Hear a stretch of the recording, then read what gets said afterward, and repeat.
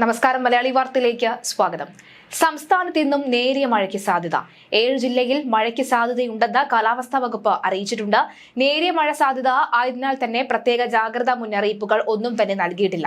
തിരുവനന്തപുരം, കൊല്ലം, പത്തനംതിട്ട, ആലപ്പുഴ, കോട്ടയം, എറണാകുളം, ഇടുക്കി എന്നീ ജില്ലയിലാണ് മഴ സാധ്യത ഉള്ളത്. ഇതിനിടെ ബംഗാൾ ഉൾക്കടലിൽ ന്യൂനമർദ്ദം രൂപപ്പെട്ടതായി കാലാവസ്ഥാ വകുപ്പ് അറിയിച്ചിട്ടുണ്ട്.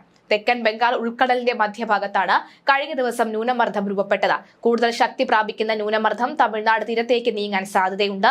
തെക്ക് കിഴക്കൻ അറബിക്കടലിന്റെ മുകളിൽ ചക്രവാത ചുഴി സ്ഥിതി ചെയ്യുന്നുണ്ടെന്നും കേരളത്തിൽ വരും ദിവസങ്ങളിൽ ഒറ്റപ്പെട്ട ഇടിമിന്നലോടുകൂടിയ നേരിയ ഇടത്തരം മഴയ്ക്ക് സാധ്യതയുണ്ടെന്നും കാലാവസ്ഥാ വകുപ്പ് അറിയിച്ചു.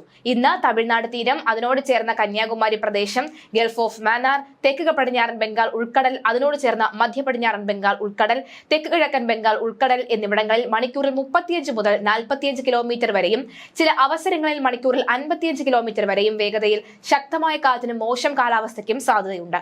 എന്തായാലും നിലവിലെ സാഹചര്യത്തിൽ അലേർട്ടുകൾ ഒന്നും തന്നെ ഇല്ല. പക്ഷെ പുറത്തേക്ക് ഇറങ്ങുന്നവർ ജാഗ്രത പുലർത്തുക. മഴ ഏത് നിമിഷവും പെയ്യാനുള്ള സാധ്യതയുണ്ടെന്ന് പറയുന്നുണ്ട്.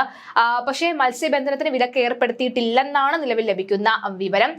പക്ഷെ അപ്പോഴും തെക്ക് കിഴക്കൻ ബംഗാൾ ഉൾക്കടൽ എന്നിവിടങ്ങളിലാണ് മണിക്കൂർ 35 മുതൽ 45 കിലോമീറ്റർ വേഗതയിൽ, ചില അവസരങ്ങളിൽ 55 കിലോമീറ്റർ വരെ വേഗതയിലും ശക്തമായ കാറ്റിനും മോശം കാലാവസ്ഥയ്ക്കും സാധ്യതയുള്ളത്.